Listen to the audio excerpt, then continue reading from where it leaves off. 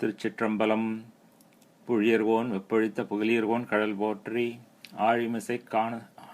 ஆழிமிசை கல்முதப்பில் அணைந்த பிரான் அடி போற்றி, வாழி திரு நாவலூர் வன்றொண்டர் பதம் போற்றி, ஊழி மலி திருவாத ஊரர் திருத்தாள் போற்றி, மலர்மிசை அயனும் மாலும் காணுதற் கரிய வள்ளல், பலர் புகழ் வெண்ணை நல்லூர் ஆவணப் பழைமை காட்டி, உலகுய்ய ஆண்டு கொள்ள பெற்றவர் பாதம் உன்னி, தலைமிசை வைத்து வாழும் தலைமைனம் தலைமையாகும். திருச்சிற்றம்பலம். நம்ம திருத்தொண்ட தொகையில் வந்த அடியார்களுடைய வரலாறுகள்லாம் பார்த்துட்டு இருந்தோம் கடந்த பல மாதங்களாக. அதில் இன்னைக்கு அந்த திருத்தொண்ட தொகையை நமக்கு பாடி அருளிய சுந்தரர் வரலாற்றை பார்க்க போகிறோம். சுந்தரர் வரலாறு ரொம்ப அற்புதமான வரலாறு. இது பலருக்கும் தெரிஞ்ச வரலாறு. இருந்தாலும் அதை இன்னொரு தரம் நம்ம எல்லாம் சிந்திக்கிறதுனால நமக்கு அது சந்தோஷத்தையே கொடுக்கும். இதில் சுந்தரர் வரலாற்றுக்கு பெரிய புராணத்தில் ஒரு இதுக்கு முன்னாடி சுந்தரர் பூமியில் பிறக்கிறதுக்கு முன்னாடி என்ன நிகழ்ந்தது அப்படின்னு ஒரு நிகழ்ச்சியை சுருக்கமாக சேர்க்கிறார், சுட்டி காட்டுறார். அதாவது கைலையில் சிவபெருமானுக்கு அணுக்க தொண்டராக இருக்கிறவர் ஆலால சுந்தரர்னு பேர்.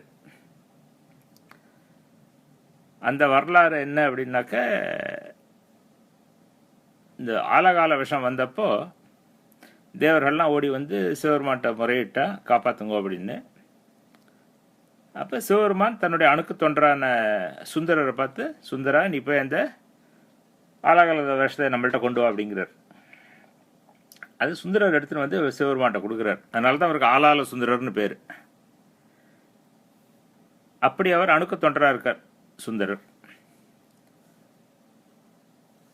அணுக்கு தொண்டர்னாக்க கூடவே இருந்து தொண்டுகள் செய்கிறது. அது மாதிரி அவர் தினம் காலம்புற நந்தவனத்தில் போய் பூக்கள்லாம் பறித்து கொண்டு வந்து சிவபெருமானுக்கு போற்றி பண்ணுவார், அதெல்லாம் பண்ணுவார். அப்படி ஒரு நாள் இவர் நந்தவனத்துக்கு பூ பறிக்க போகிறார். அப்படி இவர் பூ பறிக்க போனப்போ அங்கே பார்வதி தேவியாருக்கு தொண்டு செய்கிற சேடியர்கள் அவா 2 பேர் அங்கே வந்திருந்தா நந்தவனத்தில் பூ பறிக்க. அவளுக்கு கமலினி அனிதித்தைன்னு பேர். அவள் 2 பேரும் நந்தவனத்தில் பூ பறிக்க போனா, இவரும் பூ பறிக்க போனார். அது இறைவன் திருவுள்ளத்தினால இவர் ஒரு க்ஷணம் அந்த பெண்களை பார்க்கிறார். அந்த பெண்கள் மேலே இவருக்கு ஒரு காதல் பிறக்கிறது. அந்த பெண்களும் இவரை ஒரு நிமிஷம் உற்று பார்க்குறா. அவர்கள் மனசுலையும் இவர் மேலே ஒரு காதல் பிறக்கிறது.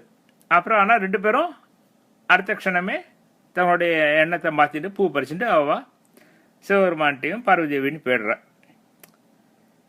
ஆனால் சிவபெருமான் எல்லாம் அறிந்தவராச்சே, இந்த எண்ணம் வந்ததே அவருடைய லீலை தானே. அப்போ சிவபெருமான் வந்து கூப்பிட்றார், சுந்தரா அங்கே வா, தோட்டத்தில் என்ன நடந்து அப்படிங்கிறார்.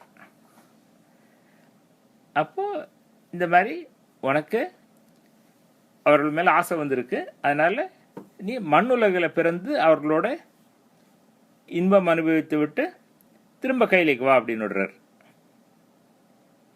இப்போ சுந்தரருக்கு அப்படியே சப்த நாடியும் ஒடுங்கிடுறது.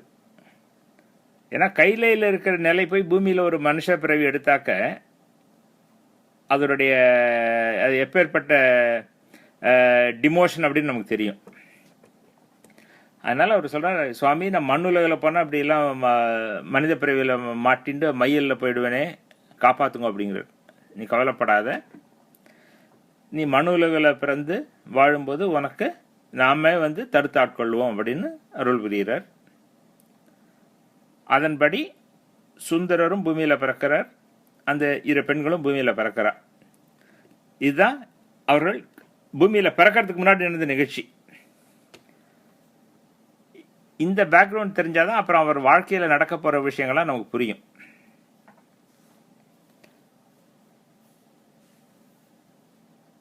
இவர் திருமுனைப்பாடி நாட்டில் திருநாவலூர் அப்படிங்கிற ஒரு ஊரில் சடையனார் இசைஞானியார்னு ஒரு தம்பதியர், அவர்களுக்கு இவர் மகனா பிறக்கிறார். இந்த சடையனார் ஆதிசைவர். ஆதிசைவர்னா நமக்கு தெரியும், அதாவது சிவாச்சாரியார், கோயிலில் சிவனுக்கு வழிபாடுகள் செய்கின்றவர், பரம்பரையாக வழிபாடுகள் செய்கின்றவர். அதாவது அந்தணர்கள்லேயே ஆதிசைவர்கள் வேற, பிராமணர்கள்ங்கிறவா வேற. அதனால் ஆதிசைவர்கள் கோயிலில் பரம்பரையாக சிவனுக்கு பூஜை பண்ணுறவா. அந்த குலத்தில் இவர் பிறக்கிறார். இந்த திருமுனைப்பாடி நாடு அப்படிங்கிறது தொண்டை நாட்டுக்கும் சோழ நாட்டுக்கும் நடுப்புற இருக்கிற இடம். அதாவது உங்களுக்கு ஊர் எப்படி சொல்லணும்னாக்க, இந்த கடலூர், விழுப்புரம், திருக்கோவிலூர் அந்த ஒரு பெல்ட் இருக்கு இல்லையா, அப்படி கிழக்கு மார்க்கு இல்லை அந்த அந்த ஒரு 50 கிலோமீட்டர் 100 கிலோமீட்டர் அகலத்துக்கு ஒரு ஸ்ட்ரிப், அதுக்கு திருமுனைப்பாடி நாடுன்னு பேர்.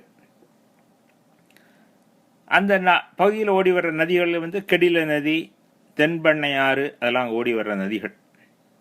அதனால் இந்த திருநாவலூர் அப்படிங்கிறது விழுப்புரத்துலேருந்து ஒரு 15-20 கிலோமீட்டருக்குள்ளே இருக்கிற இடம். அங்கே பிறக்கிறார் இவர். இவருக்கு பெற்றோர்கள் ஆரூரன் அப்படின்னு பேர் வைக்கிறார்.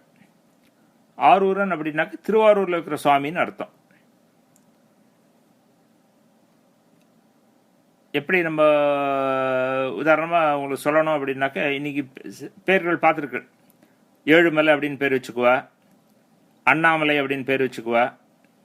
அது மாதிரி ஆரூரன் அப்படிங்கிறது ஆரூரில் இருக்கிற சுவாமி, அப்படி அந்த பேர் இவருக்கு வைக்கிறா பெற்றோர்கள். இவர் சின்ன வயசில் 2 வயசு 3 வயசு அந்த மாதிரி வளர்ந்துன்னு வர்றார். அப்போ ஒரு நாள் இப்படி தெருவில் விளையாடின்னு இருக்கார் இவர். அதுக்கு சிறுதேர் ஓட்டுதல் அப்படின்பா. இப்போ நம்மெல்லாம் பார்க்குறோம், இப்போ குழந்தைகள்லாம், அதுவும் இப்போ பெண் குழந்தைகளை விட ஆண் குழந்தைகளுக்கு நிச்சயமாக பார்க்கலாம். அதை ஒரு 3 வயசு 4 வயசு அப்படின்னாக்கா அந்த குழந்தைகள் பலவிதமான பொம்மைகள் வச்சுருப்பா. அதில் அவளுக்கு இந்த காலத்தில் சொல்கிறேன், அவளுக்கு இந்த கார் பொம்மைன்னா ரொம்ப பிடிக்கும். ஆண் குழந்தைகளுக்கு பார்த்துருக்கலாம் நீங்கள். அந்த காரை வச்சு இப்படி கார் இப்படி ஓட்டுற மாதிரி, அவளே ஓட்டுற மாதிரி கற்பனை பண்ணிட்டு கார் இப்படி ஓட்டுவா, அப்படி ஓட்டுவா, சோஃபாவில் ஓட்டுவா, தரையில் ஓட்டுவா, அதெல்லாம் பார்க்குறோம். அது மாதிரி இவர் அந்த காலத்தில் சிறு தேர் அப்படின்பா. தேர்னா பெரியவா ஓட்டுன்னு போகிற தேர் இது. இது சிறு தேர்னா சின்னதாக இருக்கும் பொம்மை, குழந்தைகள் விளையாடுறதுக்கு. அந்த சிறு தேர் வச்சுட்டு அவர் தெருவில் ஓட்டி விளையாடின்னு இருக்கார். ஒரு 3 வயசு இருக்கும் வச்சுக்கோமே. அப்போ அந்த பக்கமாக அந்த குறுநில மன்னர் வர்றார். அந்த திருமுனைப்பாடி நாட்டுக்கு மன்னர் நரசிங்க முனையரையர்னு அவருக்கு பேர். அவர் அந்த பக்கமாக வர்றார். அவர் பார்த்தப்போ இந்த குழந்தை அவர் கண்ணில் படுறது. அவருக்கு அந்த குழந்தை மேலே ஒரு அலாதி பிரியம் ஏற்படுறது. அவருக்கு இந்த குழந்தைய நம்மளே வளர்த்தா என்ன அப்படின்னு ஒரு ஆசை வருது. உடனே அவர் போய் அந்த குழந்தைக்கு அப்பா இருக்கார் சடையனார், அவர்கிட்ட போய் கேட்குறார், உங்கள் மகனை நான் அரண்மனையில் வளர்க்கட்டுமா அப்படிங்கிறார். என்னுடைய வளர்ப்பு மகனா. இந்த பெற்றோருக்கு இவர் ஒரே மகன். இந்த குழந்தை இருக்க அவர் ஒரே மகன். ஆனால் அந்த ராஜா கேட்குறப்ப சரின்னு அவன் சம்மதிக்கிறான்.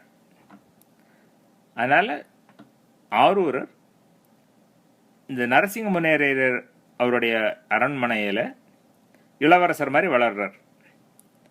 அதனால் அவர் சிவாச்சாரியர் குடும்பத்தில் வந்தவர். அதனால் அவருக்கு சிவாச்சாரியர் குடும்பத்து பழக்க வழக்கங்கள், அவர்கள் கற்றுக்கொள்ள வேண்டிய சாஸ்திரங்கள் அதெல்லாம் கற்றுக் கொடுக்குறார்.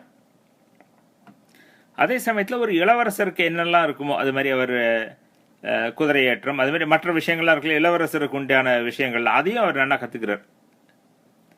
இப்படி அவர் வளர்ந்து வரார். அப்படி வளர்ந்து வர்றப்போ அவருக்கு திருமண வயது வருது. திருமண வயது அந்த காலத்தில் ஆண்களுக்கு எப்படியும் ஒரு 16 வயசில் கல்யாணம் பண்ணுவான்னு நினைக்கிறேன் அந்த காலத்தில்.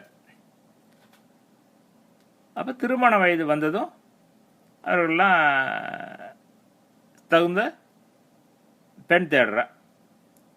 அப்போ அங்கே பக்கத்தில் புத்தூர்னு ஒரு ஊர் இருக்குது. அந்த ஊரில் சடங்கி சிவாச்சாரியார்னு ஒருத்தர் இருக்கார். அவருக்கு ஒரு மகள் இருக்கா. அந்த மகள் இவருக்கு ஏற்றவளாக இருப்பா அப்படின்னு பெரியவர்களாக நிச்சயிக்கிறார். இப்படியாக திருமணத்துக்கு ஏற்பாடு நடக்கிறது. இந்த திருமண ஏற்பாடு நமக்கு தெரியும். நம்ம சாதாரணமாகவே திருமணம்னா எப்படி இருக்குன்னு தெரியும். இந்த ஏற்பாடுகள் இதில் இவர் ராஜாவுடைய செல்ல வளர்ப்பு மகன் இவர். அப்போ அந்த ராஜாவுடைய வீட்டு கல்யாணம்னா எப்படி இருக்கும் நீங்கள் நினச்சி பார்த்துக்கலாம். அப்படிப்பட்ட ஒரு கல்யாணத்துக்கு ஏற்பாடு நடக்கிறது. அப்போ இந்த கல்யாண பந்தலில் எல்லாம் நிகழ்ச்சிகள்லாம் நடந்துட்டுருக்கு இல்லையா. கல்யாணத்துக்கு பல சம்பிரதாயங்கள்லாம் உண்டு. அதெல்லாம் நடந்துட்டுருக்கு, ஒன்று ஒன்றா நடந்துட்டுருக்கு. அப்படி நடந்துட்டுருக்கிறப்போ இன்னும் முகூர்த்த வேலை வரல. அப்போ ஒரு வயசான கிழவர் அந்த கல்யாண பந்தலுக்கு வர்றார். ஒரு கையில் ஒரு தடியை ஊனிட்டு தள்ளாடி தள்ளாடி வர்றார். ஒன்று ஒரு பெரிய வயசான பிராமணர் வந்திருக்காருன்னு எல்லாரும் அவரை வரவேற்று அவருக்கு தகுந்த உபச்சாரங்கள்லாம் பண்ணுறார். அப்போ அவர் இந்த நம்பியார் பார்த்து சொல்கிறார், இந்த கல்யாணத்தை நிறுத்துப்பா அப்படிங்கிறார். உடனே எல்லாரும் ஒரே ஆச்சரியம், அதிர்ச்சி. இப்படி ஒரு கல்யாணம் நடந்துருக்கு. முகூர்த்தத்துக்கு ஒரு அரை மணி நேரத்துக்கு முன்னாடி ஒரு கிழவர் வந்து கல்யாணத்தை நிறுத்துன்னு சத்தம் போட்டாக்க நம்ம சினிமாக்கள் எல்லாம் பார்த்துருக்கோம். அந்த மாதிரி காட்சியெல்லாம் அது மாதிரி இவர் வந்து கல்யாணத்தை நிறுத்துன்னு சத்தம் போடுறார். உடனே அங்கே இருக்கிற வாழ்க்கெல்லாம் ஒரே ஒன்றும் புரியல, அதிர்ச்சி. என்ன என்ன அப்படிங்கிறார். உடனே சொல்ல, எனக்கும் இவனுக்கும் ஒரு வழக்கு இருக்குது, அந்த வழக்கு முடியாமல் இவன் கல்யாணம் பண்ணிக்கூடாது அப்படிங்கிறார். உடனே அங்கேருந்து நம்பியார் வர்றார். வந்து இந்த கிழவரை பார்த்து சொல்கிறார், யோ என்னையா நீ பைத்தியமா, என்னவோ வந்து எனக்கு உனக்கு வழக்கு அப்படிங்கிறியே, நான் இத்தனை வருஷமாக இங்கே இளவரசன்னா, இத்தனை வருஷமாக நான் இந்த ஊரில் இருக்கேன், நீ திடீர்னு கல்யாணத்தில் வந்து கலாட்டா பண்ணுறிய நீ அப்படின்னு ஒரு சத்தம் போடுறார். உடனே இந்த கடவுள் சொல்கிறார், நீ என்னை வந்து பித்தன்னு சொல்லு, பேயன்னு சொல்லுன்னு என்ன வேணால் சொல்லு, எனக்கு அதை பற்றியெல்லாம் கவலை இல்லை. ஆனால் நீ வந்து என் அடிமை அப்படிங்கிறார். அதை கேட்டதும் சுந்தர சிரிக்க ஆரம்பிச்சிடுறார். இப்படி ஒரு அபத்தமான ஒரு வழக்கு கொண்டு வந்திருக்காரு இந்த கழவர் அப்படின்னு. என்ன வளர்ற அப்படின்னு அது மாதிரி நம்ம கற்பனை பண்ணி பார்த்துக்கலாம் அந்த காட்சி அப்படியே இருந்திருக்கும்னு. அப்போது இவரெல்லாம் இது பண்ணிட்டு இருக்கா. அதுக்குள்ளே எல்லாம் நான் இப்போ தகுந்த ஆதாரத்தோடு தான் வந்திருக்கேன் அப்படின்னு கையில் ஒரு ஓலைச்சுவடியை காட்டுறார். பாரு, இதில் உங்கள் தாத்தா எழுதி கொடுத்துருக்குற அடிமை பத்திரம் இருக்குது என்கிட்ட அப்படிங்கிறார். கொண்டா நான் பார்க்குறேன் அப்படிங்கிறார் சுந்தரர். உடனே அந்த கழவர் அதெல்லாம் நான் கொடுக்க முடியாதுன்னு ஓடுறார். சுந்தரர் அவரை விரட்டுறார். இந்த கல்யாண பந்தலுக்கு நடுப்புற ஒரு கழவர் ஓட சுந்தரர் விரட்ட, அப்படி சுந்தரர் அவரை பிடிச்சி அவர் கையில் இருந்த ஓலையை வாங்கி அதை கிழிச்சு அங்கே இருக்கிற ஹோமத்தில் இல்லையா போட்டிருப்பாருன்னு வச்சுக்குவோம், கிழிச்சு தூக்கி போட்டுடுறார். உடனே இந்த கழவர் பெருசாக கூக்குரல் இடுறார். இது மாதிரி அநியாயம் நடக்கிறது, இது இந்த இப்படிப்பட்ட ஒரு அநியாயத்தை தட்டி கேட்கறதுக்கு இந்த நாட்டில் யாரும் இல்லையா, இந்த ஊரில் யாரும் இல்லையா அப்படின்லாம் சத்தம் போடுறார். அது மட்டும் இல்லாமல் சொல்கிறார், எப்போ இவன் இந்த ஓலையை பிடிச்சி கீழ்ச்சி எரிஞ்சிட்டானோ அதுலேருந்தே தெரிஞ்செடுத்து இவன் தான் அடிமை அப்படின்னு. குற்றம் இல்லாதவன் இது மாதிரி பண்ணுவானா, இவன் இப்படி பண்ணதுனாலே இவன் தான் அடிமைன்னு நிரூபிச்சிட்டான் அப்படிங்கிறார். உடனே எல்லாரும் ஒரே குழப்பத்தில் இருக்கா. அப்போ சுந்தரர் சொல்கிறார், சரி உங்களுக்கு இந்த மாதிரி ஒரு பிரச்சனை இருக்குன்னா சொல்லுங்க, நம்ம அந்த பிரச்சனையை வழக்கு முடிச்சுட்டே நான் கல்யாணம் பண்ணிக்கிறேன் அப்படிங்கிறார். ஆமாம், நீங்கள் யார், எந்த ஊர் அப்படிங்கிறார். நான் இந்த பக்கத்தில் இருக்கிற வெண்ணைநல்லூர்லேருந்து வந்திருக்கேன் அப்படிங்கிறார். அப்படியே சரி வாங்க, பக்கத்தில் தான் இருக்க வெண்ணைநல்லூர், அங்கேயே போவோம், உங்கள் ஊர் சபையிலேயே கேட்போம், நியாயம் கேட்போம் வாங்க அப்படிங்கிறார். சரின்னு எல்லாரும் அங்கேருந்து கிளம்பி பக்கத்தில் இருக்கிற திருவெண்ணைநல்லூருக்கு போகிறேன். திருவெண்ணைநல்லூரில் அங்கே பஞ்சாயத்து கூட்டுறா. பஞ்சாயத்துனா அந்த காலத்தில் அந்த ஊரில் இருக்கிற அந்தணர்களில் நல்ல படித்தவர்கள், நெறியோடு வாழ்கின்றவர்கள் அவர்களெல்லாம் கூடி வழக்கு விசாரித்து நியாயம் சொல்லுவா. அது அந்த காலத்து முறை. அப்படியாக அந்த ஊரில் இருக்கிற அந்தணர்கள்லாம் கூடி வழக்கு விசாரிக்கிறா. அப்போ சுந்தரர் அவருடைய சுற்றத்தார்கள் அல்லது ஒரு நண்பர்கள் மற்றவாள்லாம் ஒரு பக்கத்தில் இருக்கா. இந்த வழக்கு தொடுத்த இந்த கிழவர் தனியாக இருக்கார் இன்னொரு பக்கத்தில். அப்போ என்ன வழக்கு கேட்குறா. அப்போ இவர் சொல்கிறார், இது மாதிரி இங்கே நிற்கிறான இந்த சுந்தரன், இவன் என்னோட அடிமை, இவனுடைய பாட்டனார் எனக்கு அடிமை பத்திரம் எழுதி கொடுத்துருக்க, இவன் எனக்கு அடிமை அப்படிங்கிறார். அப்போ அவள்லாம் கேட்குற, இது என்ன புது வழக்காக இருக்குது. அந்த காலத்தில் அடிமைகள்லாம் இருந்திருக்கா. ஆனால் ஒரு பிராமணர் இன்னொரு பிராமணருக்கு அடிமையாகிறதுங்கிறது கிடையாது. அதனால் இது என்ன ஒரு பிராமணர் இன்னொரு பிராமணருக்கு அடிமைன்னு நீ வந்து ஒரு வினோதமான வழக்கு தொடுக்கிறீரே, நீர் யார், என்ன விஷயம், இதுக்கு எப்படி என்ன இருக்குது அப்படின்ட்டு அவள் ஒரு அற்புதமான ஒரு விஷயம் சொல்கிறா. அந்த சபையோர், ஆட்சியில் ஆவணத்தில் அயலார் சாட்சியில் 3இல் 1 காட்டுக அப்படிங்கிற. இதுக்கு இவன் அடிமைங்கிறது நீ ஒரு அடிமைன்னு சொல்லிட்ட, உன்னோட வழக்குக்கு ஆதாரம் என்ன அப்படிங்கிற. அதுக்கு 3 விதத்தில் ஆதாரம் காட்டலாம். ஆட்சி, ஆவணம், அயலார் சாட்சி அப்படிங்கிற. ஆட்சினாக்க ஃபிசிக்கல் பொசஷன். இப்போ இது வந்து என்னோடது அப்படின்னு சொல்லணும்னா இது என்னுடைய பொசஷனில் இருக்கணும். இதை வந்து இப்போ இந்த நிலம் என்னுடையது, இந்த வீடு என்னுடையது அப்படின்னு ஏதாவது சொல்லணும். அப்படின்னா நான் இதை வந்து 50 வருஷமாக இந்த வீட்டில் வாழ்ந்துட்டு இருக்கேன், இது என்னோட வீடு அப்படிங்கலாம். இல்லைனா நான் 30 வருஷமாக இந்த இடத்துல விவசாயம் பண்ணிட்டு இருக்கேன், இது என்னோட வயல் அப்படிங்கலாம். அது மாதிரி ஆட்சி ஃபிசிக்கல் பொசஷன். இல்லை ஆவணம், டாக்குமெண்டரி எவிடன்ஸ். அயலார் சாட்சி இல்லைனாக்க விட்னஸ் ஸ்டேட்மெண்ட். இது மாதிரி இதுதான் நடந்தது, இதுக்கு விட்னஸ் யார், இவெல்லாம் சாட்சி சொல்கிறா, இது உன்னோட பக்கத்துக்கு அப்படின்னு. அது மாதிரி 3இல் ஏதாவது ஒன்று வேணுமே எங்களுக்கு அப்படிங்கிற. அப்போ அவர் சொல்கிறார், அன்றைக்கி அந்த சபையில் முன்னாடி சபையில் கிழிச்சது படி ஓலை அப்படிங்கிறார். படி ஓலைனாக்க காப்பி. எங்கிட்ட மூல ஓலை பத்திரமா இருக்கு, அதை நான் உங்களுக்கு காட்டுறேன் அப்படிங்கிறார். ஆவணம் இல்லையா, ஆட்சி ஆவணம் சாட்சி இல்லை, ஆவணம் எங்கிட்ட இருக்கு அப்படிங்கிறார். மூல ஓலை எங்கிட்ட இருக்கு, காட்டுங்க அப்படிங்கிற. அவர் சொல்றார், இந்த கிழவர் சொல்றார்,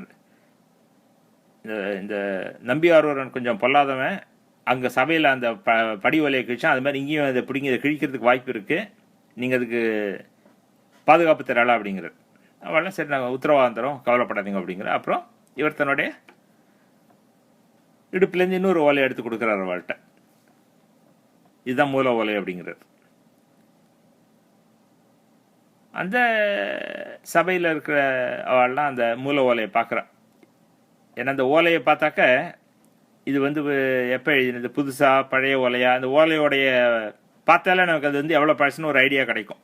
இப்போ நம்மளாம் ஒரு இந்த இந்தியாவில் இருக்கிற புஸ்தகங்கள்லாம் பார்த்தோம்னா தெரியும், அது புது புஸ்தகம்னா வெள்ளை வெள்ளைன்னு இருக்கும் பேப்பர். ஒரு 20 வருஷம் ஆச்சுன்னா கொஞ்சம் மங்கி போயிருக்கும், 40 வருஷம் ஆச்சுன்னா அது பழுப்பாகவே ஆகிடும் அந்த பக்கம்லாம், அதை நம்ம பார்க்கலாம். அது மாதிரி இந்த ஓலைகளும் காலமாக வயசு நாளாக ஆக அதோடைய நிறம் மாறும், தன்மை மாறும். அது அவளுக்கு அனுபவத்துக்கு தெரியும். அதனால் இதை பார்த்து இது பழைய ஓலை தானே அவள் உறுதிப்படுத்திக்கிறான். அப்புறம் அதில் எழுதியிருக்கிறதெல்லாம் படிக்கிறா. இது மாதிரி நானும் என் வழி வழி அந்த பிறந்தவர்களும் இந்த திருவனைநல்லூரில் இருக்கிற பித்தனுக்கு அடிமைன்னு எழுதி ஆரூரன் அந்த தாத்தா பேர் இருக்குதுல்ல. நமக்கு தெரியும் நம்ம ஊரில் ஒரு சம்பிரதாயம் உண்டு, குடும்பத்தில் குழந்தைகள் பிறந்தாக்க அந்த பேரனுக்கு தாத்தா பேர் வைப்பா. அதனால தான் அவனுக்கு பேரன்னே வர்றது, தாத்தாவுடைய பேரை இவனுக்கு வைப்பா. அப்படி ஒரு சம்பிரதாயம் இருந்து இன்னும் பல பேர் கடைப்பிடிக்கிறா. ஆனால் இந்த காலத்தில் மாறி போயிடுது. அது மாதிரி ஆரூரருங்கிறது சுந்தரருக்கு தாத்தாவுக்கும் அதே பேர் தான் இருந்திருக்கு. அப்போ அவர் பார்க்குறார், இதெல்லாம் எழுதியிருக்கு. அம்மா இதெல்லாம் எழுதியிருக்கு, ஆனால் இது சுந்தரருக்கு தாத்தா எழுதினதான்னு எப்படி தெரியும்? அப்போ அவள் வந்து இந்த சபையோர்கள் வந்து சுந்தரர்கிட்ட அந்த ஓலையை காட்ட போகிறா. பாருப்பா இது உன் தாத்தாக்கு எழுத்து தானா பாரு அப்படிங்கிறா. அதுக்குள்ளே அந்த கழவர் குறிட்டு சொல்கிறார், இதெல்லாம் அவன்கிட்ட காட்டாதீங்கோ, இதுக்கெல்லாம் அவனுக்கு தகுதி கிடையாது.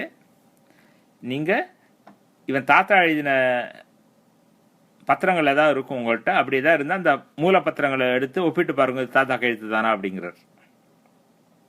அப்போ அந்த சபையில் இருக்கிறவா ஆள் அனுப்பி கொண்டுறான். அந்த காலத்தில் இப்போல்லாம் நம்ம ரெஜிஸ்டர் பண்ணுறோம் இல்லையா, இப்போ ஒரு வீடு வாங்குகிறோம் அப்படின்னாக்கா இந்த முனிசிபாலிட்டியிலையோ இல்லை கார்பரேஷன்லையோ போய் ரெஜிஸ்டர் பண்ணுறோம், இது என்னுடைய வீடு அப்படின்னு அதை பத்திரம்லாம் எழுதி அதில் கையெழுத்தெல்லாம் போட்டு அவள் ரெஜிஸ்டர் பண்ணி வச்சுக்கிறான். அது மாதிரி அந்த காலத்தில் இருந்திருக்கு, அது நம்ம தெரிஞ்சுக்கணும்.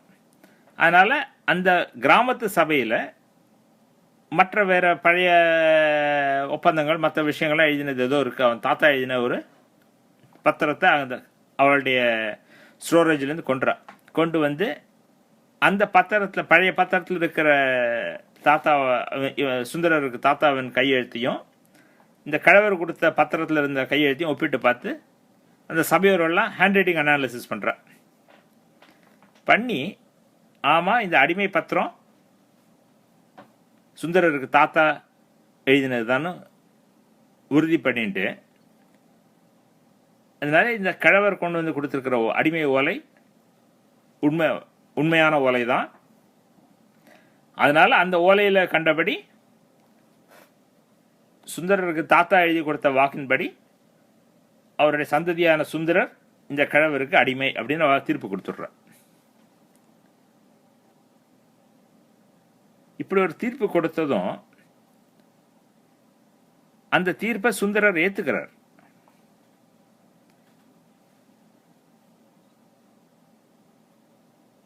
இதுதான் தீர்ப்பு அப்படின்னா நான் ஏத்துக்கிறேன் அப்படிங்கிறார்.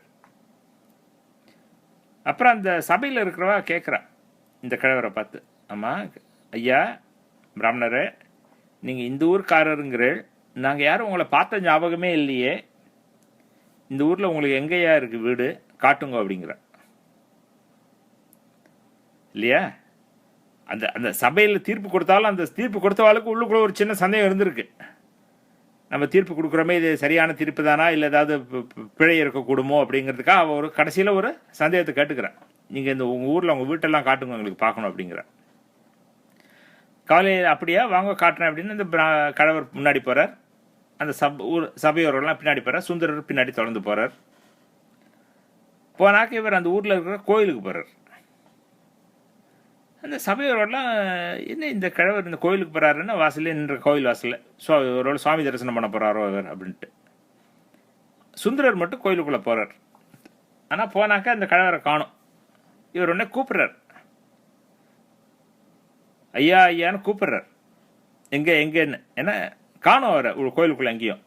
அப்போது சிவனும் பார்வதியும் ரிஷப வாகனத்தில் காட்சி கொடுக்குறார். அவருக்கு கொடுத்து இது மாதிரி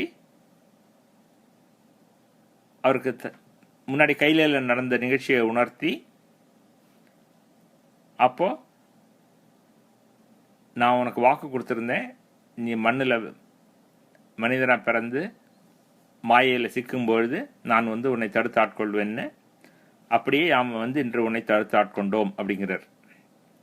சுந்தரருக்கு பரமானந்தம், ஆஹா சிவபெருமானுடைய காட்சி கிடைச்சா எப்படி இருக்கும், அப்படியாக ஆனந்தத்தை திளைக்கிறார்.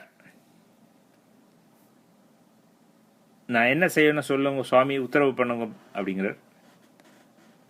அப்போ சுவாமி சொல்கிறார், இது மாதிரி நான் உன்னை தடுத்து ஆட்கொண்டப்போ நீ வல்வழக்கிட்ட, நீ என்ன கனாபினான்னு திட்டின, அடிமை இல்லைன்னு ஸ்ட்ரைக் பண்ண, அப்படியெல்லாம் வல்வழக்கிட்டு வன்மைகள்லாம் பேசின, அதனால இன்னிலேருந்து நீ வன் தொண்டன் அப்படிங்கிற பேர் உனக்கு உண்டாகட்டும் அப்படிங்கிறார்.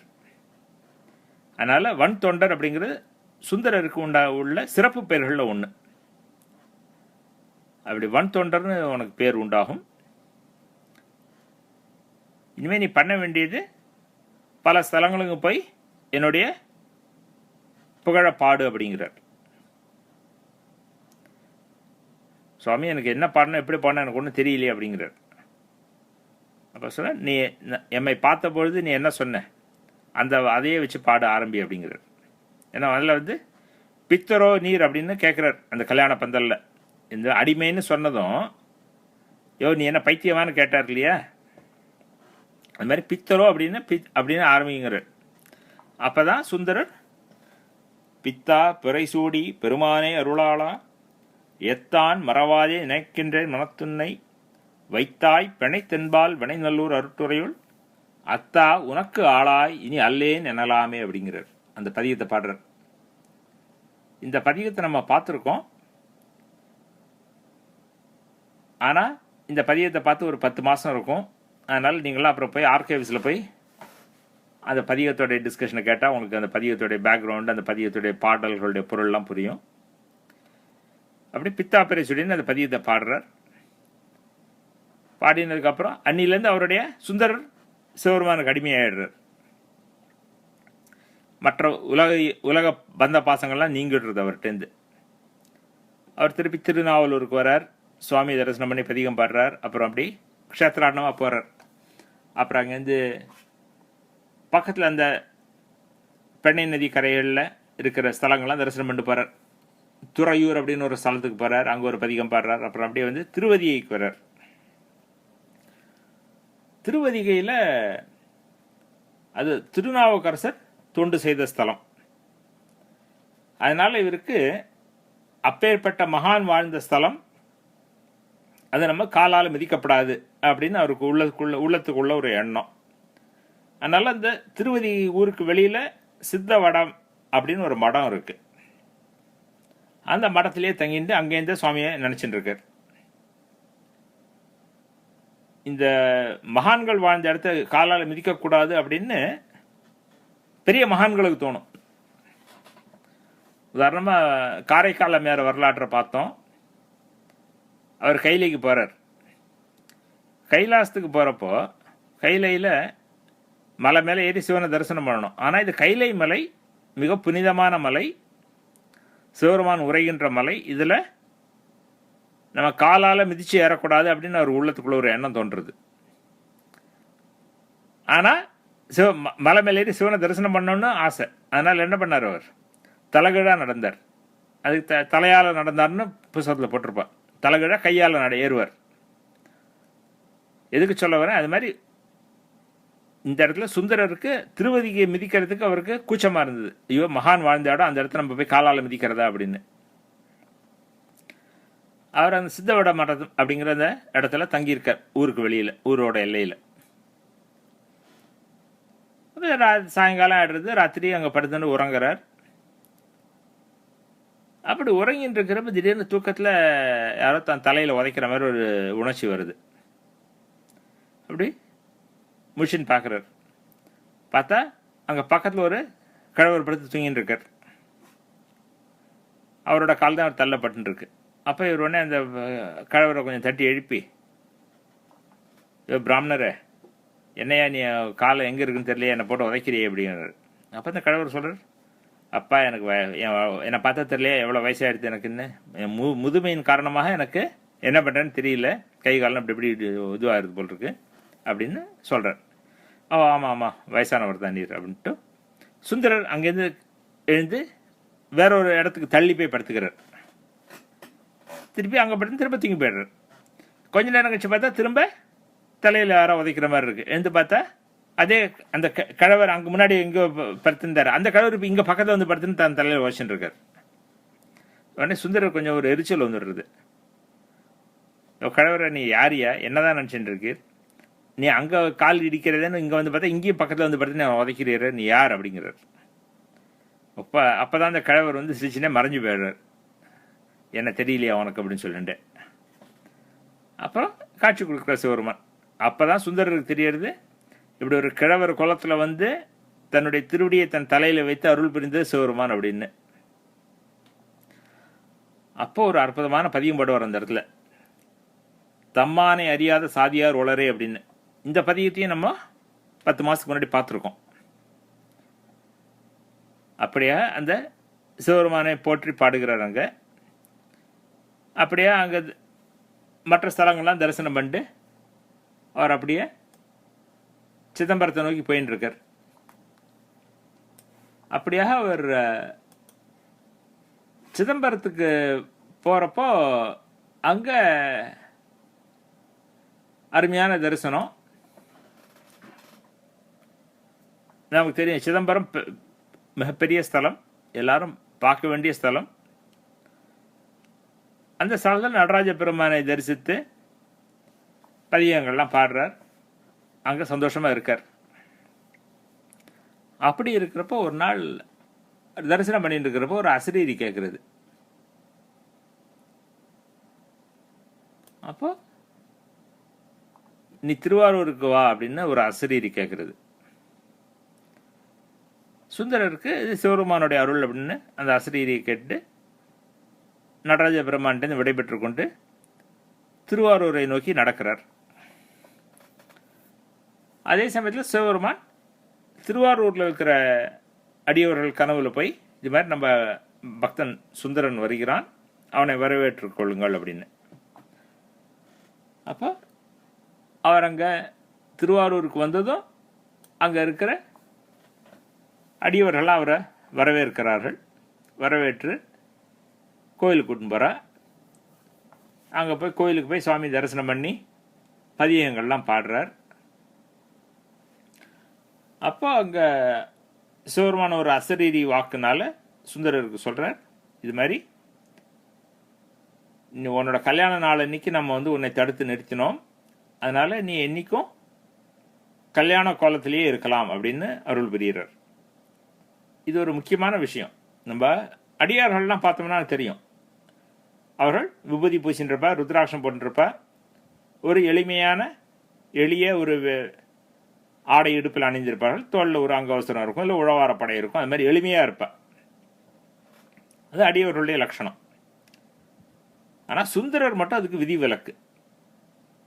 அவர் நீங்கள் படங்களில் பார்த்தோம்னா தெரியும், அவர் எப்போவுமே ஒரு மாப்பிள்ளை கோலத்தில் இருப்பார். பட்டு வேஷ்டி கட்டுண்டு இல்லை மாதிரி ஒரு அழகான வஸ்திரங்கள்லாம் தரிச்சுண்டு அழகான மலர் மாலை அணிந்து கையில் பூச்செண்டு அப்படி ஒரு மாப்பிள்ளை கோலத்தில் இருப்பார். அது ஏன் அப்படின்னா அது சிவபெருமானுடைய அருள். அது நீ என்றும் மனக்கோலத்திலேயே திருமண கோலத்திலேயே இரு அப்படின்னு அவருக்கு அருள் புரிஞ்சார். அதனால அப்படி இருப்பார் அவர். அது மட்டும் இல்லாமல் அப்ப தியாகராஜர் இன்னொரு அருளும் புரிகிறார். எம்மை உனக்கு தோழனாக தந்தோம் அப்படிங்கிறார். அதனால இனிமே சுந்தரனே இனிமே நான் உனக்கு ஃப்ரெண்ட் அப்படின்ட்டார்.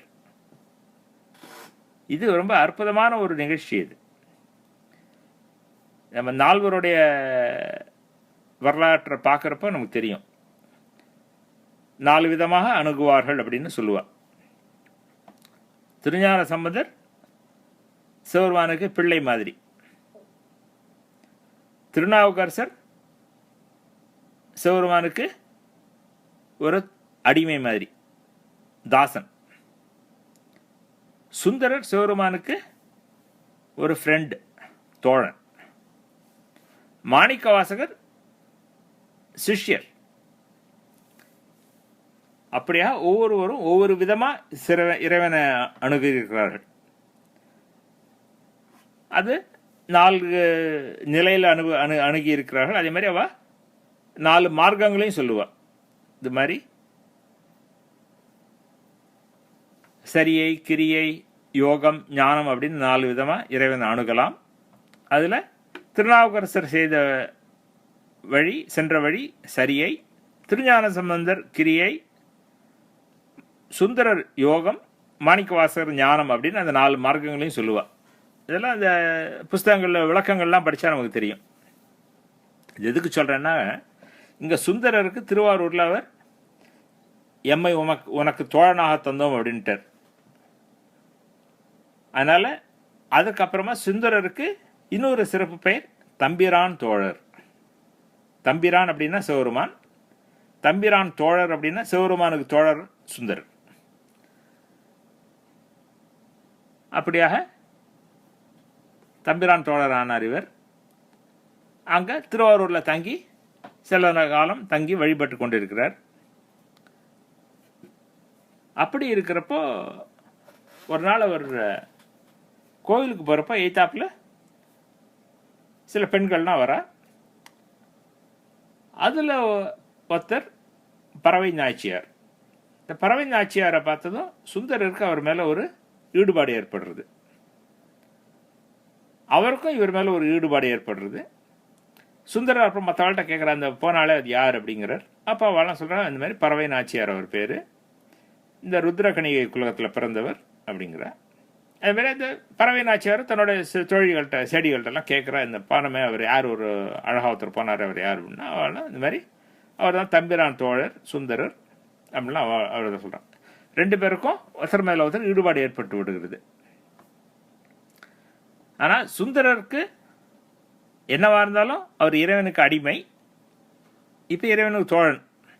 அதனால் அவர் போய் சுவாமிகிட்ட கேட்கிறார், சுவாமி எனக்கு இந்த மாதிரி பறவை மேலே ஒரு காதல் வந்துடுத்தேன், எனக்கு அவ்வளோ கல்யாணம் பண்ணி தரணும் நீங்கள் அப்படிங்கிறார்.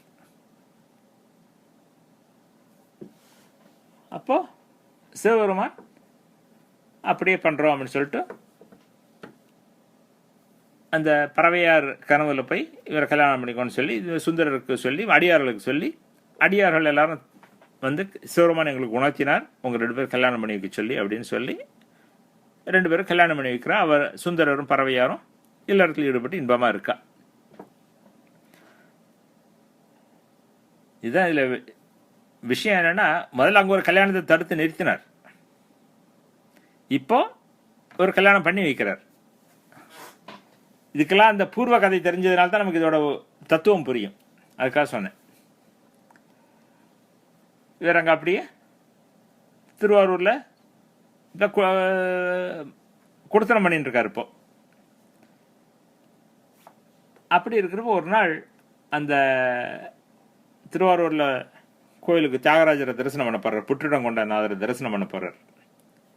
எங்கெல்லாம் திருவாரூர் போயிருக்கா தெரியாது, போனது இல்லை அப்படின்னாக்க அடுத்த முறை இந்தியா போகிறப்போ கட்டாயம் திருவாரூர் போய் தரிசனம் பண்ணிட்டு வாங்கும்.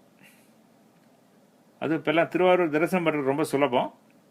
மெட்ராஸ்லேருந்து ஒரு 300 கிலோமீட்டர் இருக்குன்னு நினைக்கிறேன், 300-350 கிலோமீட்டர் தூரத்தில் இருக்குது. மெட்ராஸ்லேருந்து ஓவர் நைட் ட்ரெயினும் இருக்குது, கார்லேயும் போகலாம். அங்கே திருவாரூரில் இவர் உள்ளே போகிறார். பெரிய கோவில் அது, பல சந்நிதிகள் பல மண்டபங்கள் எல்லாம் இருக்கும். இப்படி போகிறப்ப அங்கே தேவாசிரியன்னு ஒரு மண்டபம் இருக்குது. அது ஒரு பெரிய மண்டபம். அங்கே பல அடியார்கள்லாம் அமர்ந்து சத்சங்கம் நடந்துட்டுருக்கு. இந்த கோயில்களுக்கெல்லாம் போனாக்க சுவாமி தரிசனம் பண்ணுறது ஒரு பக்கம் இருக்கும், அதெல்லாம் தரிசனம் பண்ணிட்டு அதேமாரி அங்கே மண்டபங்களில் அடியார்கள்லாம் உட்காந்து சத்சங்கம் நடக்கும். அது மாதிரி பல அடியார்கள் அங்கே உட்காந்துருக்கா. அப்போ அந்த பக்கம் சுந்தரர் போகிறார். இந்த அடியார்கள்லாம் உட்காந்துருக்கிறத அவர் கண்டுக்காத மாதிரி அப்படியே ஒரு சுவாமி தரிசனம் பண்ணுறதுக்கு அப்படி வேற ஒரு ஓரமாக ஒதுங்கி போய்டுறார். இவாளெல்லாம் கண்டுக்காமையே அடியார்களை கண்டா வணங்கணும், அது ஒரு முக்கியமான பண்பு. அந்த அடியார் கூட்டம், அந்த தேவாசிரியர் மண்டபத்தில் இருந்த அடியார் கூட்டத்தில் விரண்மிண்டர் அப்படின்னு ஒருத்தர் இருந்தார். அவருக்கு இந்த மாதிரி சுந்தரர் இப்படி அடியார்களெல்லாம் பார்த்து வணங்காமல் அப்படியே ஓரமாக போயிட்டாரு அப்படின்னு அவருக்கு ரொம்ப கோபம் வந்து விடுறது.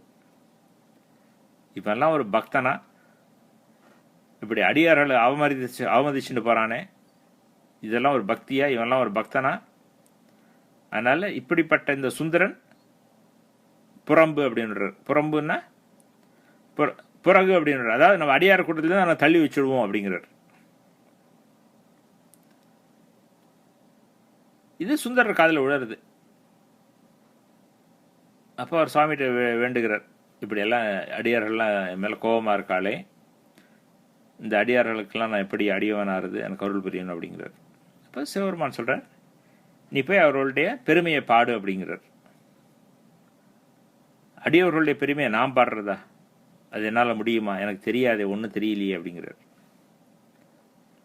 சிவபெருமானுடைய அருள் பெற்றவர், சிவபெருமானுக்கு ஃப்ரெண்டு, அப்படிப்பட்ட நிலையில் இருக்கிறவர் அடியார்களுடைய பெருமையை என்னால் பாட முடியுமா? எனக்கு பாட தெரியலையே அப்படிங்கிறார். அதுலேருந்து நம்ம அடியார்களுடைய பெருமையை புரிஞ்சுக்கணும் இல்லையா? இது இந்த அரிது அரிதுன்னு ஒரு பாட்டு கூட நீங்கள் கேள்விப்பட்டிருப்பேன். அரிது அரிது மான்றராய் பிறத்தில் அரிது, அது மாதிரிலாம் இது மாதிரி பெரியது இது அரியது இதுலாம் பாட்டு கேட்டிருக்கோம் இல்லையா? அது மாதிரி வர்றதில் அந்த அடியார்களுடைய பெருமை ரொம்ப பெரியது, அதை நான் எப்படி புகழ்வேன் அப்படிங்கிறார். அப்போ சிவபெருமான் வந்து அடி எடுத்து கொடுக்குறார். தில்லைவாழ் அந்தணர் தான் அடியார்க்கும் அடியேன் அப்படின்னு ஒரு அடி எடுத்து கொடுத்து இதை முதலடியாக வைத்து அவர்களுடைய புகழை பாடு அப்படின்னு விடுறார். அப்புறங்க சுந்தரர் சுவாமி தரிசனம் பண்ணி முடிச்சுட்டு வெளியில் வர்றார். இந்த தேவாசிரியன் மண்டபத்துக்கு வந்து தூரக்கேந்து அவரெல்லாம் வணங்கி கிட்டக்கு வந்து ஒவ்வொருத்தரையும் வணங்கி தனித்தனியாக வணங்கி எல்லாருக்கும் முன்னாடி நின்று பாட்டு பாடுறார். இந்த தில்லைவாழ்ந்தனர் தான் அடியார்க்கும் அடியேன், திருநீலகண்டத்து குயவனார் கடியேன் அப்படின்னு ஆரம்பித்து பாட போகிற திருத்தொண்ட தொகை பாடுறார். இந்த திருத்தொண்ட தொகை பதிகம் தான் நம்ம கடந்த பல மாதங்களாக பார்த்துட்டு வரோம். அந்த திருத்தொண்ட தொகையில் வர்ற பதிகத்தில் வர்ற பாட்டுகள், அதில் வர்ற அடியார்களுடைய வரலாறுகள், அவற்றையெல்லாம் பல மாதங்களாக பார்த்துட்டு வந்திருக்கோம். அது உங்களுக்கு தெரியும். அப்படியாக பாடி அவரெல்லாம் வணங்குகிறார். இது ஒரு முக்கியமான பாட்டு. சேக்கிழார் இந்த பெரிய புராணத்தில் சுந்தரர் மனசு ஏன் அந்த பெண்கள்கிட்ட போச்சு அப்படிங்கிறார். அது சிவபெருமானுடைய அருள்னால அப்படி பண்ணினார். சிவபெருமான் ஏன் அப்படி பண்ணார் அப்படின்னாக்க, நம்மளுடைய தென்னாடு உய்யும்படியாகவும் திருத்தொண்டை பாடுவதற்காகவும் சிவபெருமானுடைய அருளால சுந்தரர் கண் அந்த பெண்களை நோக்கியது அப்படிங்கிறார். அதனால் திருத்தொண்ட தொகை ஒரு மிக முக்கியமான பாட்டு. சேக்கிழாருடைய கண்ணோட்டத்தில் சுந்தரரின் பிறவிக்கு அவர் பிறவியினுடைய முக்கியமான செயல் திருத்தொண்ட தொகை பாடினது.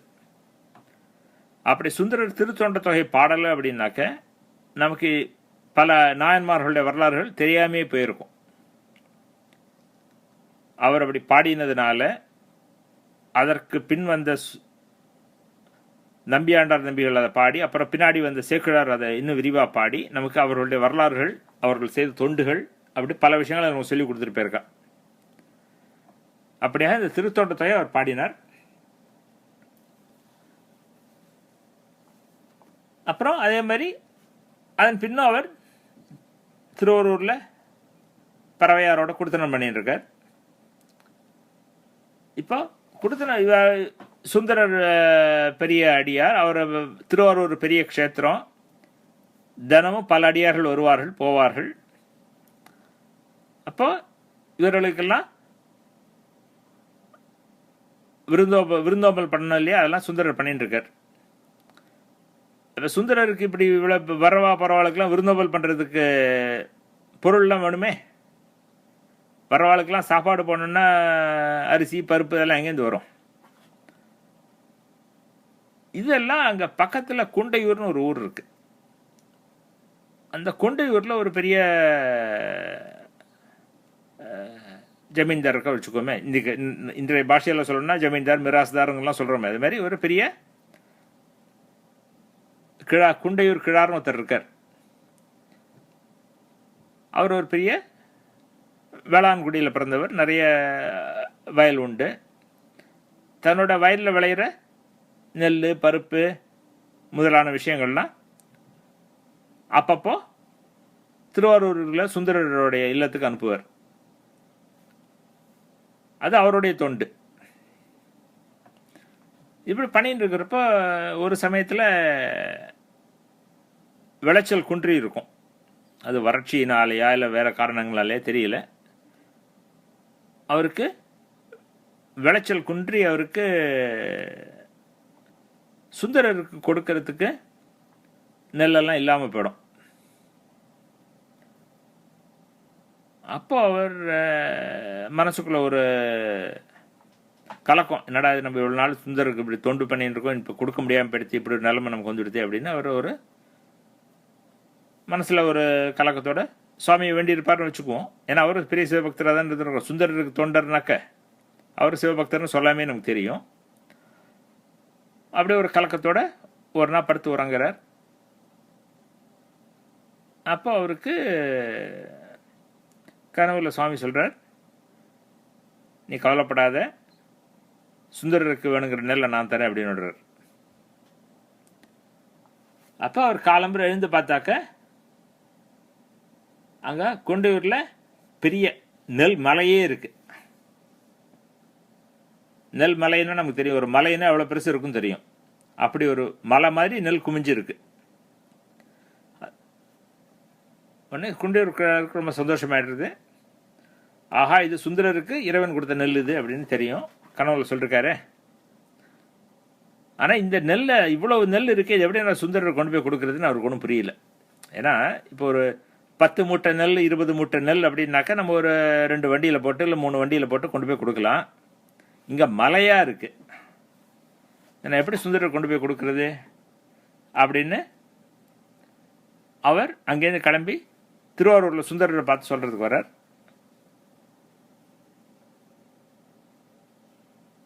அதே சமயத்தில்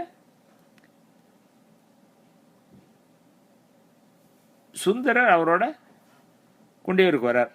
அதை கேட்டுட்டு வந்து பார்த்தா இவர் குண்டியூர் சொன்னபடி குண்டியூர் முழுக்க நெல் மலை. உடனே சுந்தரர் அங்கேருந்து பக்கத்தில் திருக்கோளிலின்னு ஒரு ஸ்தலம் இருக்கு. திருக்கோளிலிங்கிற ஸ்தலத்துக்கு இன்னைக்கு பேச்சில் ஊரோட பேர் கொஞ்சம் திரிஞ்சு திருக்குவளை அப்படின்னு மாறிடுத்து. திருக்குவளை அப்படிங்கிற தமிழ்நாட்டில் அரசியலில் இருக்கிற பலருக்கும் தெரிஞ்ச ஒரு ஊர் அது. அந்த திருக்கோளிலில ஒரு கோயில் இருக்கு. சுந்தரர் குண்டியூர்கிழாரோட அந்த கோயிலுக்கு வர்றார். வந்து அங்கே இருக்கிற சுவாமியை பார்த்து ஒரு பதிகம் பாடுறார். சுவாமி, அங்கே பறவை பசியோடு இருக்கான்னு தெரியும், அவளுக்காக நீங்கள் நெல் கொடுத்துருக்கீங்க, கொஞ்சம் இந்த நெல்லை நான் எப்படி திருவாரூர் கொண்டு போவேன், எனக்கு ஆள் இல்லையே சுவாமி, அதனால் நீங்கள் இந்த நெல்லை திருவாரூருக்கு டெலிவரி பண்ணுங்க அப்படிங்கிறார்.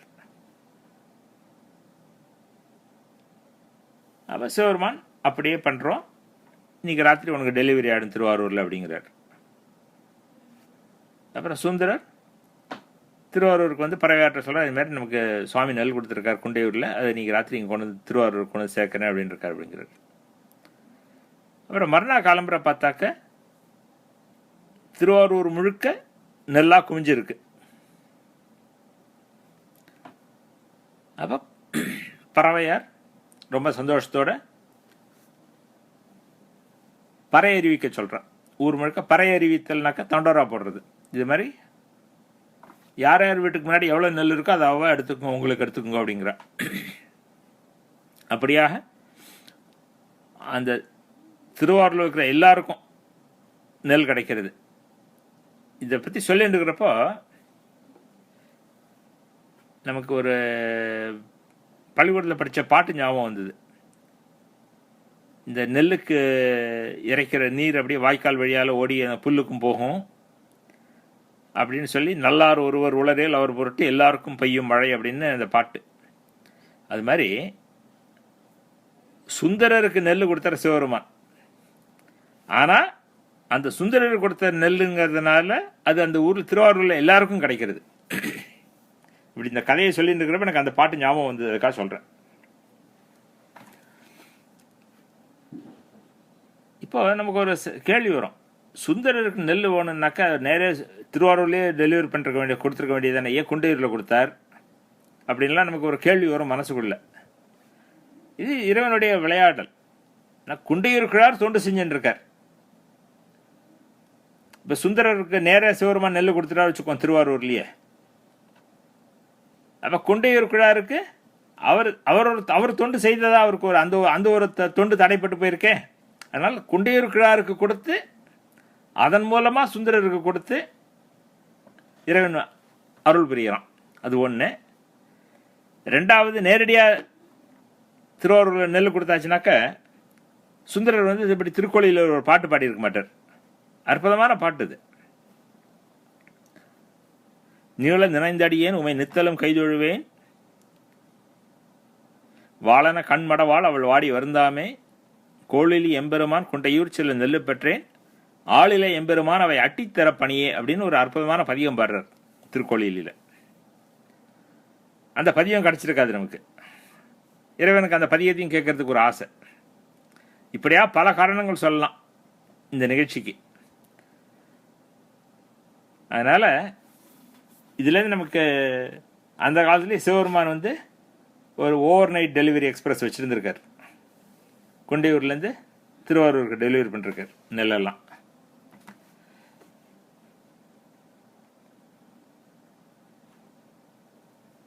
அதன் பிறகு அவர் திருவாரூரில் சில காலம் தங்கியிருக்கார், வாழ்ந்துட்டுருக்கார். அப்படி இருக்கிறப்ப அங்கேருந்து திருநாட்டியத்தான்குடி அப்படின்னு ஒரு ஊர் இருக்கு. அது அங்கே திருவாரூருக்கு சுற்றி இருக்கிற ஊர்களில் ஒரு ஊர் அது. அந்த திருநாட்டியத்தான்குடியில் கோட்பிலி நாயனார்னு ஒருத்தர் இருக்கார். இவரோட வரலாற்றையும் நம்ம திருத்தொண்ட தொகையில் பார்த்தோம். இவர் ஒரு பெரிய வீரர், வேளாண்மையில் சிறந்தவர், சிவன் கோயில்களில் நைவேத்தியத்துக்காக நிறைய நெல் கொடுத்தவர் அப்படிங்கிறதுலாம். இந்த கோட்புலி நாயனார் இது மாதிரி திருவாரூருக்கு வந்து அவரை பார்த்துட்டு,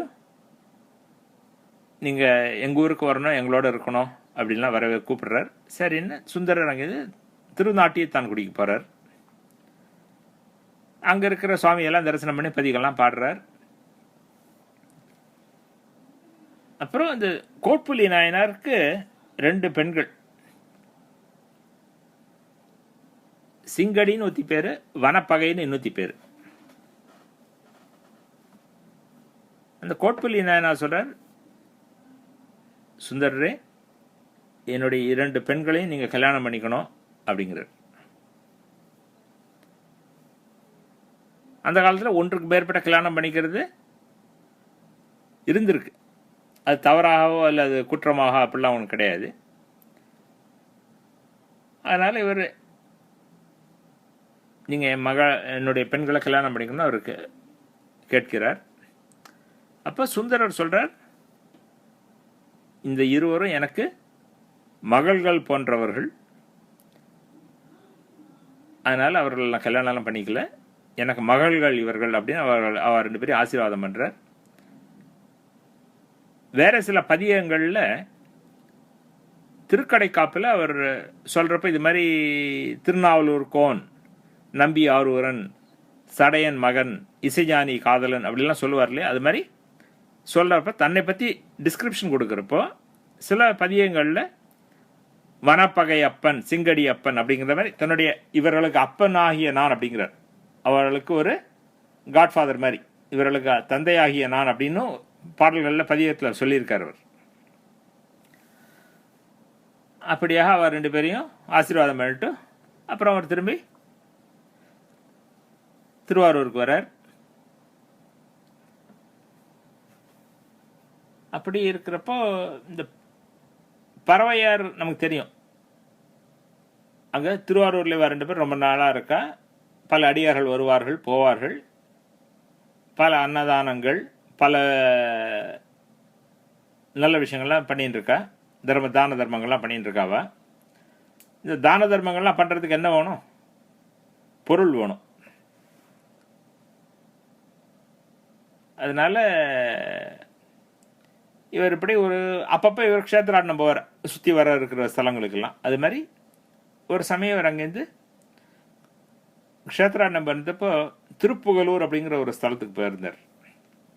இந்த திருப்புகலூருங்கிற ஸ்தலம் அருமையான கோவில், பார்க்க வேண்டிய கோயில்களில் ஒன்று. திருநாவுக்கரசருடைய கடைசி ஸ்தலம் அது. தன்னுடைய வாழ்க்கையின் கடைசியில் திருப்பூரில் வந்து தங்கி தொண்டு செய்து கொண்டிருந்தார் திருநாவுக்கரசர். அப்புறம் அங்கேயே எண்ணுகேன் என் சொல்லி எண்ணுகேனோங்கிற பதிகத்தெல்லாம் பாடி சிவபெருமானோட 2 கலக்கிறார் திருநாவுக்கரசர். அந்த ஸ்தலம் அது. சுந்தரர் அந்த ஸ்தலத்துக்கு போய் சுவாமியெல்லாம் தரிசனம் பண்ணிட்டு வரார். வெயில் வேலை, களைப்பு, அதனால் அவர் கோயில் பிராகாரத்தில் கொஞ்சம் ஓய்வு எடுக்கிறார். கோயில் பிராகாரத்தில் ஓய்வு எடுக்கணும்னா அவருக்கு களைப்பு, கொஞ்சம் உறக்கம் வர்றது, உறங்கிறதுக்கு அப்போ கோயில் பிராகாரத்தில் என்ன மெத்தையும் தலகாணியுமா இருக்கும். அப்போ அங்கே ஏதோ 2 3 செங்கல் எடுத்து இப்படி தலைக்கு தலகாணி மாதிரி வச்சுட்டு படுத்துக்கிறார். அவர் அப்படி படுத்துட்டு உறங்குறார். உறங்கி விழிச்சு பார்த்தாக்கா அந்த தலைக்கு வச்சிருந்த அந்த செங்கற்கள் இருக்கே, அந்த செங்கற்கள்லாம் அப்படியே தங்க கட்டிகளாக மாறி இருக்கு. சுந்தரருக்கு மகிழ்ச்சி தாங்கலை. ஆஹா, இது ஒன்றோ இறைவன் அருள் அப்படின்னு ரொம்ப அப்படியே சந்தோஷப்பட்டு புலகாங்கிதம் அடைந்து அப்படியே அங்கேருந்து ஒரு பதிகம் பாடுறார். தம்மையே புகழ்ந்து இச்சை பேசினும் சார்கினும் தொண்டர் தருகிலா, பொய்மையாளரை பாடாதே எந்தை புகழூர் பாடுமின் புலவீர்கள், இம்மையே தரும் சோறும் கூரையும் ஏத்தலாம் இடர்கடலுமாம், அம்மையே சிவலோகம் ஆள்வதற்கு யாதும் ஐயுற ஒன்று இல்லை அப்படிம்பார். அற்புதமான பதிகம் அது. அதில் சொல்ல வர்ற கருத்து என்னன்னாக்க, புலவர்களே, அந்த காலத்து புலவர்கள்லாம் நமக்கு தெரியும். அந்த காலத்தில் புலவர்கள்லாம் என்ன பண்ணுவா, அவர்களுக்கு பாட்டு பாடுற திறமை இருக்கும், ஆனால் சாப்பாட்டு கஷ்டம் இருக்கும். அதனால் அவர்கள் என்ன பண்ணுவார்கள், யார் நமக்கு நிதி கொடுப்பான் அப்படின்னு, இந்த வள்ளலா அந்த வள்ளலா, இந்த ராஜாவா அந்த ராஜாவா அப்படின்னு அவரை இவரை அவனை இவனன்னு ஒவ்வொருத்தரையா தேடி போய் அவர்களை புகழ்ந்து, ராஜா உன்ன மாதிரி உண்டா, உன்னுடைய கொடைக்கு ஈடு உண்டா, கர்ணனுக்கு அடுத்தவன் நீதான் அப்படிலாம் சொல்லி புகழ்ந்து பாடி அவர்கள் கொடுக்கிற பரிசு பொருள்களை கொண்டு வந்து அதை வச்சுட்டு அவர்கள் வாழ்க்கையை நடத்தியிருந்தார்கள். பல புலவர்களுடைய நிலை இது. அதனால அப்படியெல்லாம் நீங்கள் பண்ண வேண்டிய அவசியமே இல்லை புலவர்களே. நீங்கள் சிவருமான பாடுங்கோ, சிவருமான உங்களுக்கு எல்லாம் கொடுப்பான் அப்படிங்கிற அர்த்தத்தில் இந்த பதியத்தை பாடுறார் அவர். இதுதான் நம்ம திருத்தொண்டு தொகையில் தொகையடியார்களை பார்த்துருந்தோம். அதில் பொய்யடிமை இல்லாத புலவர்க்கும் அடியேன்னு ஒரு வரி வரும். அது என்னது, பொய்யடிமை இல்லாத புலவர்க்கும் அடியேன்? அது என்ன பொய்யடிமை இல்லாத புலவர்னாக்கா அப்போ பொய்யடிமை உள்ள புலவர்களும் இருந்திருக்கார்கள் அப்படின்னு அர்த்தம். அது என்ன அர்த்தம்? அதாவது இறைவனையே பாடுறவர்கள் பொய்யடிமை இல்லாத புலவர்கள். மற்றவர்களை புகழ்ந்து அவர்கள்ட்டேருந்து பணம் வரும்னு எதிர்பார்த்து அவர்களை புகழ்ந்து பண்ணுறது மற்ற புலவர்கள். அதான் சொல்கிறாருங்க. அதனால் இந்த திருப்புகலூரில் அவருக்கு அப்படி ஒரு அற்புதம் நிகழ்கிறது. அந்த தலைக்கு வச்சுருந்த செங்கற்கள்லாம் தங்க கட்டிகளாக மாறின. அதை கொண்டு வந்து திருவாரூரில் பறவையார் கொடுக்குறார். நம்ம கற்பனை பண்ணி பார்ப்போம். ஒரு 4 செங்கலோட அளவு நமக்கு தெரியும் இல்லையா? ஒரு 8 அங்குலத்துக்கு 4 அங்குலம் இருக்கு வச்சுக்குவோம். 8 அங்குலத்துக்கு 4 அங்குலத்துக்கு 4 அங்குலம் அப்படின்னு ஒரு இது இருக்கு வச்சுக்குவோம், செங்கல். அது மாதிரி 4 செங்கல் வந்து தங்க கட்டியாக மாறிதுன்னா அதில் எவ்வளோ தங்கம் இருக்குன்னு நினச்சிக்கலாம். அது எப்பேற்பட்ட பொருள்னு நம்ம புரிஞ்சுக்கலாம். அதை கொண்டு வந்து மனைவி கொடுக்குறார். நான் 4ன்னு ஒரு உதாரணம் சொன்னேன். 8 இருந்தா 10 இருந்தால் நமக்கு தெரியாது. ஆனால் அந்த மனைவியார் இந்த பொருள்களை இறைவனுடைய அடியார்களுக்கும் இறைப்பணிக்கும் வாரி வாரியும் வழங்கினார். அதனால் அப்பப்போ சுந்தரர் போய் சுவாமிகிட்ட பொருள் கேட்பார். இது நம்ம அவர் வாழ்க்கை வரலாற்றில் வேற இடங்கள்லையும் பார்ப்போம். நமக்கு தோணலாம், திருஞான சம்பந்தரோ திருநாவுக்கரசரோ போய் சுவாமிகிட்ட பொன் கேட்கல, ஆனால் சுந்தரர் மட்டும் அடிக்கடி போய் பொன் கேட்டு பாடியிருக்கார் அப்படின்னு. ஏன்னா அவர்களுடைய வாழ்க்கை நிலை வேற, இவருடைய வாழ்க்கை நிலை வேற. அந்த காரணம்.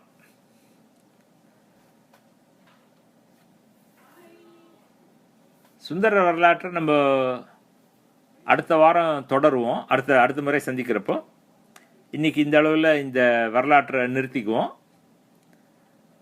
உங்களுக்கு இன்னைக்கு பேசின வரலாற்றில் இருக்கிற கருத்துகளோ கேள்விகளோ இருந்தால் பேசலாம்.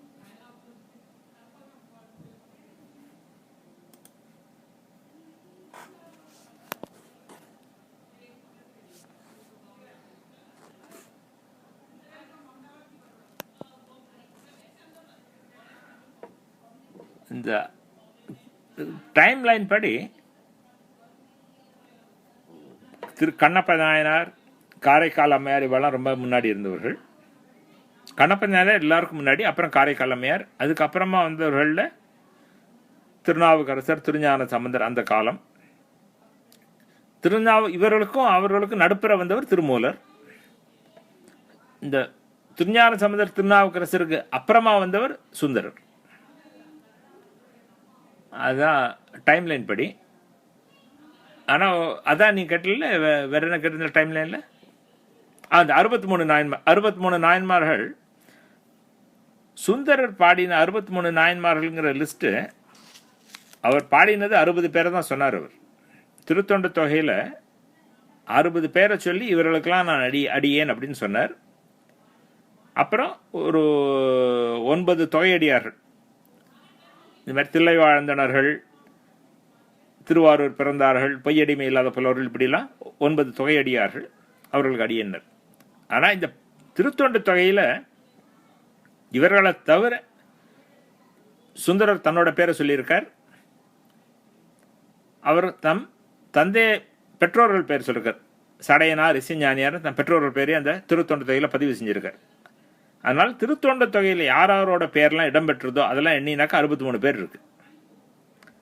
அந்த அடிப்படையில் 63 நாயன்மார்கள் அப்படின்னு நம்ம கொண்டாடுறோம். இப்போ இந்த 63 நாயன்மார்களும் சுந்தரர் வாழ்ந்த காலத்திலேயோ அல்லது அவர் காலத்துக்கு முன்னாடி வாழ்ந்த காலத்திலேயோ, முற்காலத்திலேயோ வாழ்ந்தவர்கள். அதாவது சுந்தரர் டைம் அவருக்கு முன்னாடி இருந்தவர், அப் டு சுந்தரஸ் டைம். அப்படி சில பேர் அவருடைய சமகாலத்தவர்கள். இப்போ இந்த கோட்புலி நாயனார் சுந்தரருடைய சமகாலத்தவர், சேரமான் பெருமாள் நாயனார் சுந்தரருக்கு சமகாலத்தவர். அது மாதிரி வேற சில நாயன்மாரெல்லாம் சுந்தரருக்கு சமகாலத்தவர்கள். விரன் மிண்டர், அது மாதிரிலாம், மானக்கஞ்சாரர், இது மாதிரி சில பேர்லாம் இவருக்கு சமகாலத்தவர்கள். மற்றவர்கள் திருஞான சம்பந்தர், திருநாவுக்கரசர், திருமூலர், காரைக்கால் அம்மையார், கண்ணப்பர், இது மாதிரி பலர் இவருக்கு முன்னாடி வாழ்ந்தவர்கள். ஆனா சுந்தரருக்கு அப்புறமா சிவபக்தர்கள் உண்டே, அத சுந்தரர் அப்பாலும் அடிச்சார்ந்தார் அடியாருக்கும் அடியன்னு ஒரு வரியில சொல்றார். அப்பாலும் அடிச்சார்ந்தார் அடியாருக்கும் அடியன் அப்படின்னாக்க, அப்பால் அப்படிங்கிறது பியாண்ட் அப்படின்னு அர்த்தம். நான் இந்த தேசத்தாலையும் காலத்தாலையும் வேறு சமயத்தில் இருக்கிறவர்கள். அதாவது தமிழ்நாட்டு இவருக்கு தெரிஞ்ச தேச எல்லை தமிழ்நாடு, இப்போ இன்னைக்கு சொல்கிறோம் இல்லையா, கேரளம், கர்நாடகம், ஆந்திரம் அப்படின்னு இந்த தென்னிந்தியா, அந்த ஓரளவு தென்னிந்திய பரப்பை தவிர பெங்காலில், காசியில், காஷ்மீரத்தில் அங்கங்கே அடியார்கள்லாம் உண்டு. அவர்கள்லாம் சுந்தரருக்கு அப்போ தெரியாமல் இருந்திருக்கலாம். ஏன்னா ரொம்ப தூரத்தில் இருக்கிற அடியார்கள், அவரை பற்றி வரலாறு தமிழ்நாட்டுக்கு வந்திருக்காது. அது ஒன்று. அதனால் பிற தேசங்களில் இருக்கிறவர்கள், அது மட்டும் இல்லாமல் இவருக்கு தெரிஞ்ச வரலாறு இல்லையா, ஒரு குறிப்பிட்ட காலம் தான் இவருக்கு தெரிஞ்ச வரலாறு. அந்த காலத்துக்கு முன்னாடியும் அடியார்கள் இருந்திருக்கு. அவரோட பேர்கள்லாம் நமக்கு தெரியாது. இதில் இப்போ ஒரு காட்டில் ஒரு ரிஷி தபஸ் பண்ணார் அப்படின்னாக்க நமக்கு அவரோட பேர் தெரியாது. ஏன்னா அவ்வளோ பிற்காலத்தில் இருந்தவர். அதே மாதிரி இவருக்கு பின்னாடி வரப்போகிற காலம், சுந்தரருக்கு அப்புறமா பல அடியார்கள் பிறக்க போகிறார்கள். அதனால எனக்கு பிற்காலத்தில் வரப்போற அடியார்களுக்கும் சேர்ந்து அப்பவே அவர் வணங்கிட்டார். அப்பாலும் அடிச்சார்ந்தார் அதான் சொன்னார் அவர். அப்பாலும் அடிச்சார்ந்தார் அடியாருக்கும் அடியேன் அப்படின்னு எல்லாருக்கும் தனக்கு காலத்தாலேயோ தேசத்தாலேயோ தள்ளி இருக்கிறவர்கள், பின்னாடி இருக்கிறவர்கள், அவர்களுக்கும் வணங்குகிறேன்னு அந்த இதில் சொல்றார். அதனால் திருத்தொண்டத்தைகளை வர்றவாள்லாம் அந்த பீரியட் கண்ணப்பர் காலத்தில் ஆரம்பித்து சுந்தரர் காலம் வரைக்கும் உள்ள அடியார்களில் எவ்வளோ பேர் இறைவன் அவருக்கு உணர்த்தினானோ அவ்வளோ பேர் அவர் பாட்டிருக்கார். ஏன்னா சுந்தரருக்கு முன்னாடி 60 அடியார்கள் தான் இருந்தார்களா இல்லையா? எத்தனையோ பேர் இருந்திருப்பா. ஏன்னா அடியார்கள்னாக்க நமக்கு அவர்கள் சிவபெருமான புகழ்ந்து பாடி பதிகம் பாடினவர்கள் தான் அடியார்களும் இல்லை. சிவபெருமானுக்கு தொண்டு செய்தவர்கள், அதில் சிறந்து நின்றவர்கள்லாம் அடியார்கள். அது மாதிரி இப்போ திருநீலகண்ட குயவனார்னு ஒருத்தர் இருந்தார், அதை பற்றி படித்தோம். இல்லைனாக்க நமக்கு நமினேந்தி அடிகள்னு ஒருத்தர் இருந்தார், தண்டி அடிகள்னு ஒருத்தர் இருந்தார். ஒவ்வொருத்தரும் ஒவ்வொரு விதமாக தொண்டு செய்தார்கள். இவர்களை தவிர இன்னும் எத்தனை அடியார்கள் இருந்திருப்பார்கள். அவர்களெல்லாம் இறைவன் சுந்தரருக்கு அந்த நேரத்தில் உணர்த்தலை இல்லையா? அவர் இல்லாட்டா அப்புறம் ஒரு 1000 பேரை வச்சு ஒரு பாட்டு பாடியிருந்தாரு வச்சுக்குவோம். ஒரு உதாரணத்துக்கு சொல்கிறேன். 1000 பேரை வச்சு 100 பாட்டு பாடியிருந்தாருனாக்க நம்ம என்ன பண்ணியிருப்போம்? பலரோட வரலாறு நமக்கு தெரியாமல் தான் போயிருக்கோம். பேர் மட்டும்தான் தெரியும்.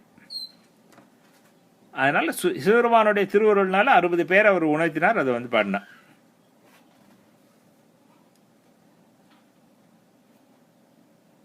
வேற ஏதாவது கேள்வி இருக்கா?